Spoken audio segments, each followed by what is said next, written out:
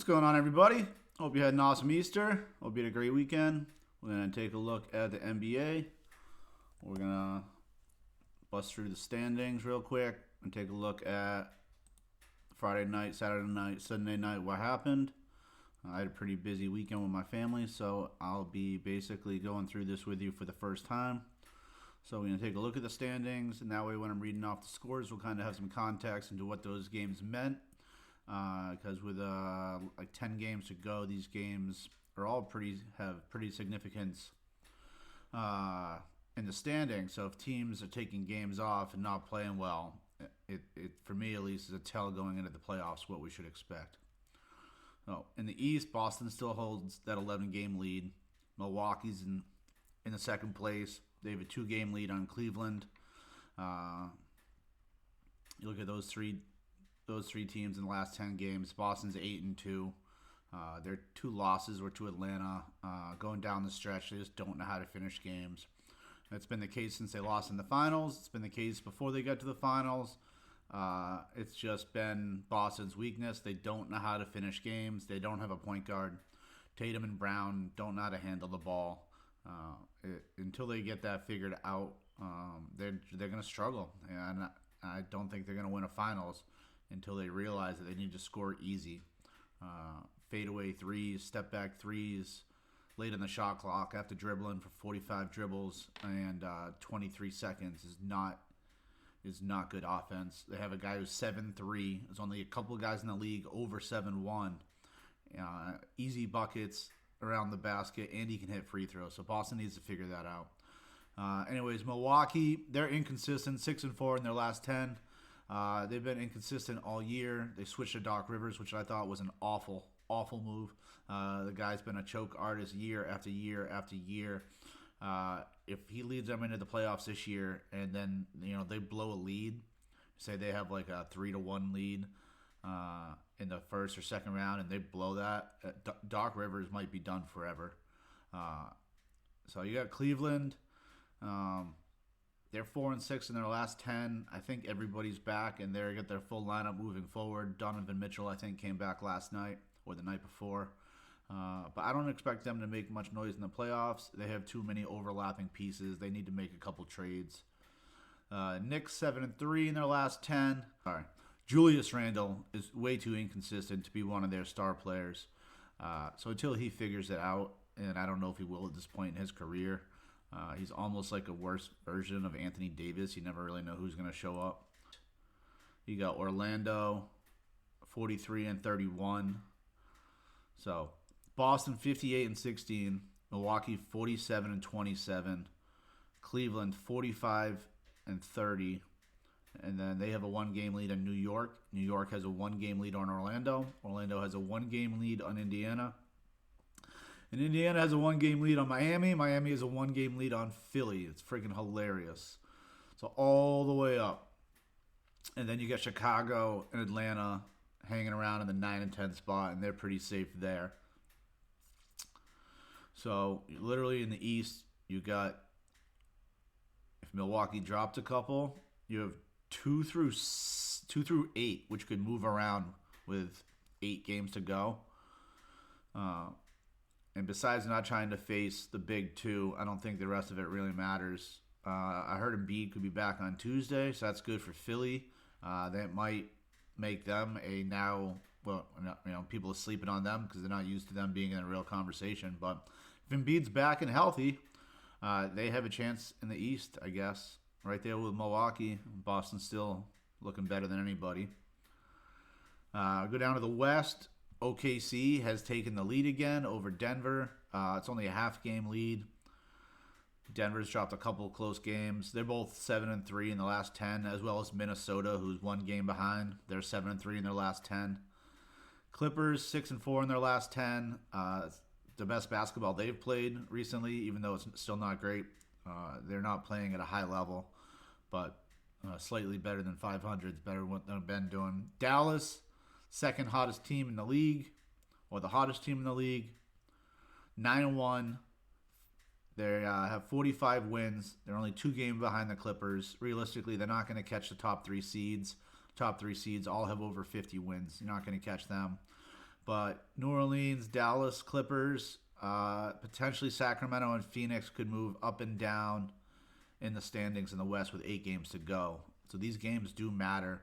You got the Lakers and Golden State fighting for the 9 and 10 spot. The Lakers could potentially move up in the standings. They're only 1 game behind Phoenix, but if you look at the free throw discrepancy, that's because the league is literally giving the Lakers wins. My last video, I did that, but the sound was crap, so I got to redo it. I will post that again. But the Lakers have like a plus 50 free throw advantage in the last 4 games. I think it's worse than that. It's insane. Golden State, 10 spot, holding off Houston.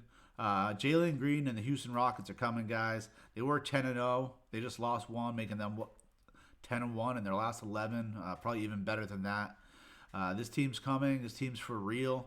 And Golden State, Steve Kerr, Draymond Green, and everyone else there who can't get their acts together better watch out because they're going to get busted. They're going to get knocked out. So literally you got Golden State with a 2-game lead over Houston. Nobody else there is even close. Nobody else there is in over 30 wins. So you got Houston and everybody else other than Denver. I think anyone in this West could come out of here. If you told me that Phoenix was going to beat Minnesota, I would believe that. Golden State knocked out New Orleans, something like that. Other than Denver, who has Jamal Murray back, and when he's back, they look awesome. They're on a different level with Jamal Murray. So those are the standings. Let's just quickly run through the scores. Let's take a look at Friday night. Friday night, Warriors blew out the Hornets. No surprise there. Lakers got crushed by Indiana, kind of a payback game because they had just beat Indiana. Clippers beat Magic. That was a big win for the Clippers. Magic's a up-and-coming team, but I don't think they're a threat this year. Detroit, Washington, literally nobody cares. And I mean nobody. Detroit, 96-87 over Washington. Brooklyn over the Bulls. I heard that Brooklyn was offered Jalen Green and multiple first-round picks in a trade, and they turned it down. If that's true, then Brooklyn Nets fans should be furious. And I mean furious. They could have Jalen Green plus more picks to add to that roster. Cleveland beat Philly. That's without Embiid. 117-114. Miami blows out Portland. This is embarrassing. This is a 60-point loss. This shouldn't happen. 60-point loss there in Portland. Oh, man. That franchise is a mess. Phoenix gets killed by the Thunder. Phoenix shows why no one really has any faith in them. They have no offensive consistency. Kevin Durant's not a leader. He's not a winner. He corrupted that team, forced everybody out. And now they have what they had everywhere else he's been besides Golden State. Spurs somehow beat the Knicks. When I say somehow, I mean it was because Wemby was special. Wemby was awesome. We can just run through his box score real quick. But Wembanyama was awesome in this game. He had 40 points, 20 rebounds, 7 assists, 2 steals, 1 block. Guy was absolutely awesome. So, Spurs up to 18 wins on the season. Still embarrassing, but Wemby is my favorite player in the NBA. He has everything you could want in a star, from personality to work ethic, everything. He wants the spotlight. He wants to say it's his fault when they lose. He wants to say it's his teammates' fault when they win. He wants the heat. Wemby's the future. So they got the win over the Knicks. Minnesota, they beat Denver. Houston gets a 1-point win over Utah, but a 1-point win's huge at this point in the season. Finding ways to close out games for a team that's trying to knock Golden State out of the playoffs. Golden State better get their shit together. Dallas over Sacramento. These teams are 1 game apart now in the standings. You can see where that's a huge win for Dallas. They've just been on a complete tear. The trade they made at the trade deadline didn't look like much on paper, but what it's done to their defense is just it's awesome. I'm happy for Luka. He deserves it. When we looked at my standings earlier, uh, you could see I was shitting all over them because I just had no faith in them with Kyrie there. But Saturday night, Celtics get the big win over New Orleans, 12-point win. Pretty standard for the Celtics. Magic crushed Memphis. Memphis should have made a whole bunch of trades a couple of years ago when they were good. They should have seen that John Morant was not the future. I'm not a John Morant fan. You can call me actually a John Morant hater. I don't care. No respect for his game. No respect for his lifestyle. Milwaukee, big win over Atlanta. Not really, but Atlanta, they're pretty secure in the play-in spot. Milwaukee's not going to go anywhere as far as up in the standings, but they could drop, so they need to play good. That was it for Saturday night. Kind of boring. Sunday was Easter. I had an awesome Easter with my family. I have 3 boys, so it was craziness start to finish. They ran me ragged, and I slept late today. Denver, big win over Cleveland. I hope you guys had a good Easter as well, by the way. So Sunday, Denver crushed Cleveland. That's important to that team. Lakers over Brooklyn. No surprise there. LeBron made 9 threes. He was on fire. Look at that fucking ugly face. Fuck you, LeBron. Anyways, Clippers over Hornets. Charlotte's garbage, guys. So, not an impressive win for the Clippers. Fuck you, James Harden. Philly, they beat Toronto. Toronto tanked this season after the trade deadline. They traded away all their good players. Miami, playing awful lately, but they beat Washington, who's just a complete joke. I feel bad for Jordan Poole, even though he kind of brought it on himself. But Draymond ruined his career with one punch. Thunder get a big win over the Knicks. Again, 1-point wins down the stretch of the season.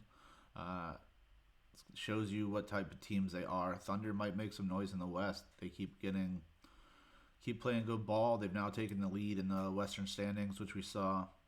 Dallas crushes Houston. Both his teams were like 10-0, 9-1 coming into this game. So this was huge. Maybe we'll take a look at that. That's probably some great highlights from that game. I don't want to do it on ESPN though. ESPN sucks for highlights. Bulls Minnesota 109. Chicago gets the win. That's a horrible loss for Minnesota. That can't happen at this point in the year. I know that their team's not whole, but Anthony Edwards is going to be that man every night. People are making Jordan comparisons. They can't be losing to Chicago this late in the year. Get the fuck out of here. Warriors, Spurs have been playing better ball, but Warriors do get the win, 117, 113. Let's just check out the stats. Wemby and Steph both went over 30, I believe. Draymond, 21, rare scoring night for him. 11 assists. Trey Jackson-Davis in the starting lineup. Trace Jackson-Davis. He hasn't started too many games. Andrew Wiggins, 2 for 12. Tough night. He just cannot find himself. When they made that championship run 2 years ago, Wiggs was awesome. Two-way Wiggs. Now he's halfway Wiggs. Steph, 7 of 15 from 3. 12 of 23 from the field. 33 points. Plus 12. 8 assists. 1 rebound. Come on, Steph. A little more effort there. Clay, back in the starting lineup the last few games. Golden State's been looking for some consistency. Steve Kerr doesn't know how to coach. I've lost all faith in him. Other than that, Pods and Moody had a decent game. Chris Paul, I've been watching him lately. He's lost a step. A lot of turnovers. I think his turnovers are kind of... He has to learn with his lack of athleticism, and I don't really think he's learned how to step into it yet, like Derek Fisher did in his late years. I think he'll be okay, but his turnovers look like plays that he used to be able to make that he can't make anymore. So until he figures that out, what did I do? We didn't even look at. I wanted to look at Wemby. I'm sorry, guys. Until he figures out how to play without his athleticism, as Derek Fisher did, like I said, when he was making those later title runs with Kobe. Chris Paul is struggling. He's just struggling. Wemby, 32 points, 9 rebounds, 5 assists, 9 of 10 for free throws, 3 of 10 for 3, 10 of 22, 31 minutes. Nice to see him play more than 28 minutes. Can you imagine if this guy starts to average 36 minutes and he starts to shoot the ball 30, 28, 30 times a game, gets more efficient, bigger body. He still might be growing. There's no reason to think that Wemby might not average 40, 20, and 7 with 3 steals and 5 blocks a night in his prime. And he is athletic enough, and he is has enough plasticity and elasticity, and the way you see him stretch and bend. When you watch him run, he looks light. He looks light on his feet. He does not look like a big, heavy guy running up and down the court. When you see him fall, it's graceful. So I hope he stays healthy. I think he might become the greatest player of all time. I know that sounds stupid to say, but if you watch him play and you watch what he's doing right now as a rookie, who was a teenager for the first half of the year, and now he's 20. He still can't have a drink legally here in the U.S. Guys, Wemby is fucking awesome. Sacramento over the Jazz, they needed the win. They've been struggling lately. Sacramento, like if you're a young and upcoming team, you're supposed to make steps every year. And this year they fell back in the standings, so I think that tells you about what's going to happen in the playoffs. I think they're going to fall back in the playoffs. So we go back to the standings real quick. So OKC, Denver, they're fighting for that number 1 spot. Minnesota could honestly take it over, which would give you 3 MVP candidates. I don't think Luka can get there down here in 4th or 5th place in the standings, unfortunately. I think he's every bit as deserving. Joker is my pick. I think he means more to that team than anybody else. I just think if you swap the Joker with Ant-Man or swapped him with Shea, I think Denver would be even more overwhelming favorites. Or not Denver, but whatever team you put the Joker on would be even more overwhelming favorites. Kind of similar if you threw him on Boston instead of like Jaylen Brown or Tatum. Imagine swapping Joker for Tatum. Just put Joker at 1, let him run point. Jesus, that team would be fucking awesome. And I've said that you can tell MVPs. Imagine putting Steph on Boston, swapping him with Tatum. Boston would be the overwhelming favorites, hands down, over Denver to win the championship. So that kind of shows you, for me, where it shows you MVPs on the ladder. If you swap them, what's that going to give you? Put Steph on Boston. My God, that might be the best team ever assembled. Guys, thanks for watching. I didn't put any highlights on this one. I might throw a few here and there. I just tried to show what I was talking about on the screen. Let me know in the comments what you like. Do you like the highlights? Do you like looking at my face? Do you like looking at the standings? Do you like going through the box scores? I appreciate you watching. Hope you had an awesome Easter. Click on the next video. Thanks so much.